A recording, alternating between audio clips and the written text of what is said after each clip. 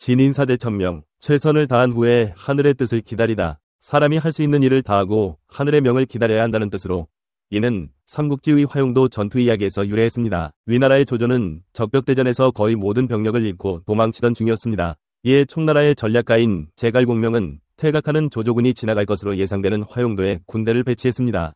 그날은 날씨가 몹시 추웠는데 비까지 내렸습니다. 조조의 병사들은 비에 젖어 추위에 떨었으며 제대로 먹지도 못한 굶주린 상태였습니다.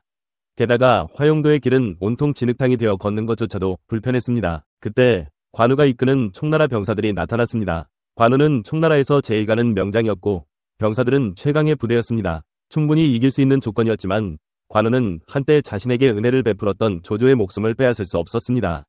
그래서 퇴로를 열어 조조의 군사들이 도망갈 수 있도록 해주었습니다. 제갈공명은 관우의 죄를 물어 처형하려 했지만 유비의 간청으로 살려주게 되었습니다. 이후 제갈공명은 유비에게 이렇게 말합니다. 조조는 아직 죽을 운명이 아니었고 저는 제가 맡은 바에 최선을 다하였사옵니다. 사람의 목숨은 하늘의 뜻에 달려있으니 그 명을 기다릴 수밖엔 방법이 없지 않겠습니까? 진인사대천명이라는 말은 인간이 할 수 있는 모든 일을 다하고 나서 하늘의 뜻을 기다린다는 의미를 담고 있습니다. 이는 우리 삶에서 어떻게 최선을 다하고 그 이후의 결과에 대해서는 담담히 받아들이는 태도를 가질 수 있는지에 대해 깊이 생각해보게 합니다. 살다 보면 우리가 통제할 수 없는 일들이 수없이 발생합니다. 열심히 준비하고 최선을 다했지만 그 결과가 반드시 우리의 기대에 부합하지 않는 경우가 많습니다. 그렇다면 우리는 과연 어떻게 이런 상황에서 흔들리지 않고 흔쾌히 삶의 여정을 이어나갈 수 있을까요? 진인사대천명은 우리에게 중요한 교훈을 줍니다. 먼저 우리가 할 수 있는 모든 것을 다한다는 것은 바로 노력과 책임을 다한다는 의미입니다. 목표를 위해 끝까지 최선을 다하고 그 과정에서 포기하지 않는 것이 중요합니다. 이 과정은 때때로 고통스럽고 불확실하며 끝이 보이지 않는 순간들이 많지만 그런 순간에도 흔들리지 않고 자신의 길을 걸어나가는 것이 진정한 최선의 의미입니다. 하지만 중요한 것은 그 다음입니다. 우리가 아무리 노력하더라도 결과는 우리의 의지와는 무관하게 다가올 수 있습니다. 이럴 때 필요한 것이 바로 천명을 기다리는 자세입니다. 하늘의 뜻을 기다린다는 것은 우리가 모든 것을 통제할 수 없음을 인정하고 그 결과에 대해 담담하게 받아들이는 마음가짐을 의미합니다. 이는 단순히 운명을 받아들이는 것 이상의 의미를 지닙니다. 그것은 우리가 모든 것을 통제할 수 없다는 겸손함을 배우고 스스로를 놓아주는 자유로움을 의미하기도 합니다. 우리는 때로는 계획대로 되지 않는 상황에서 절망하거나 스스로를 탓하기도 합니다. 그러나 진인사대천명의 정신을 따르는 것은 자신에게 가혹하지 않으면서도 책임을 다하는 삶을 살게 합니다. 내가 할 수 있는 최선을 다한 후에는 결과에 연연하지 않고 그저 마음을 비우고 받아들이는 자세를 가지는 것입니다. 그것이 바로 우리가 마음의 평화를 유지하고 진정한 행복에 이르는 길일 것입니다. 진인사대천명의 자세를 삶에 적용해보세요. 지금 당장 성취해야 할 목표가 있나요? 그렇다면 그 목표를 향해 할 수 있는 모든 노력을 다해보세요. 실패할지도 모른다는 두려움에 집중하지 말고 그 과정을 즐기고 자신을 믿어보세요. 그 후에 결과가 어떻게 나오든지 간에 그것은 하늘의 뜻이라 생각하며 담담히 받아들이는 것입니다. 그렇게 한다면 실패는 더 이상 실패가 아니라 새로운 배움과 성장의 기회로 다가올 것입니다. 우리는 결과에 집중하기보다는 과정에 충실할 때 비로소 삶의 진정한 의미를 깨달을 수 있습니다. 진인사대천명은 그러한 의미에서 우리에게 노력의 가치와 겸손의 중요성을 일깨워주는 귀중한 가르침입니다. 오늘 하루도 최선을 다하고 그 결과는 하늘에 맡기는 여유로운 마음을 가져보세요. 그것이 진정으로 우리의 삶을 풍요롭게 만들고 어려운 상황에서도 흔들리지 않는 힘을 줄 것입니다. 관우는 소설 삼국지연에서 충신의 전형으로 등장하고 있으며 송나라 이후로 관제묘를 세워 그를 무신 또는 제신으로 모시는 등 중국 민중 신앙의 대상이 되었다. 불교에서도 그를 호법신의 하나로 받아들여 가람보살로 숭배하기도 한다. 맹장관우는 수리십기 전에 화웅을 죽이고 5개 관문을 돌파해 적장 6을 죽인 일부터 7군을 수장시킨 일에 이르기까지 수많은 전설을 남긴 백전노장이자 백전백승을 거둔 용맹한 장수다.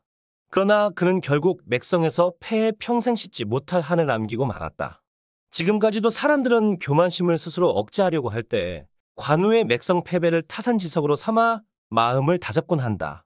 이 밖에도 관우의 맥성 패배는 병가에 매우 의미심장한 질문 하나를 던졌다.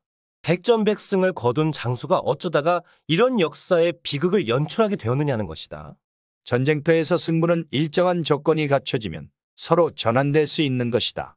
노자는 화 곁에는 복이 기대어서 있고 복 속에는 화가 숨어 있다. 고했다.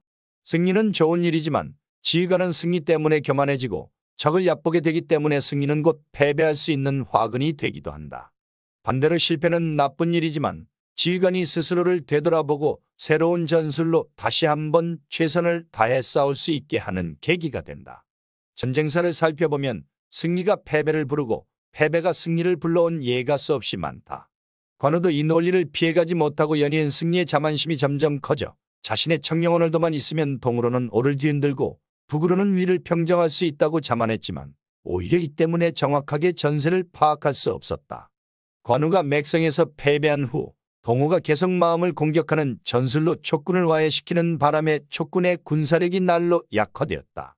그러나 관우는 이런 불리한 상황에서도 군대를 정돈하거나 군심을 안정시키지 않고 오로지 제 한 몸 용맹함만을 믿고 무조건 맞서 싸우려 했다.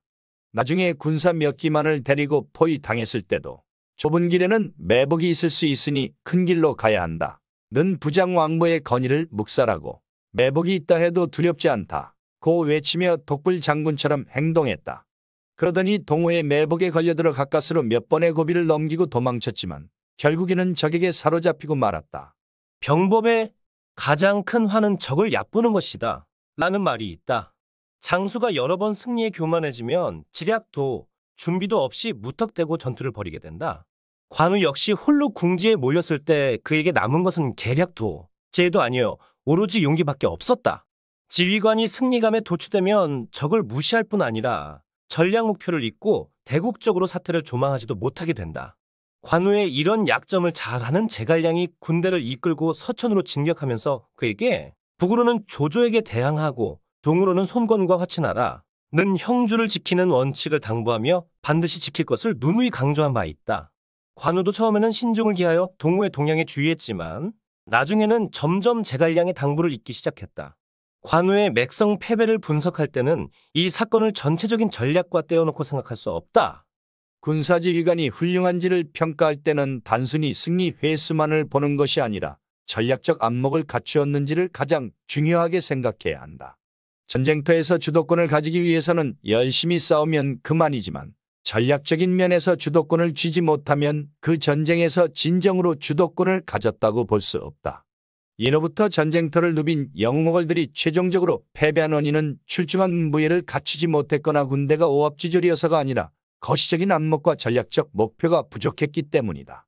조한쟁패 시기에 초패왕 항우는 힘으로 따지면 산이라도 뽑을 수 있을 만큼 대단한 괴력을 가지고 있었고 또 강동 최고의 부대를 거느리고 70여 차례의 크고 작은 전투를 승리로 이끌었지만 해전투의 패배에 스스로 5강의 몸을 던져야 했다. 어찌 보면 관우는 항우의 전철을 밟은 셈이다. 마오쩌둥은 중국혁명의 전략 문제라는 자신의 저서에서 다음과 같은 견해를 피력한 바 있다.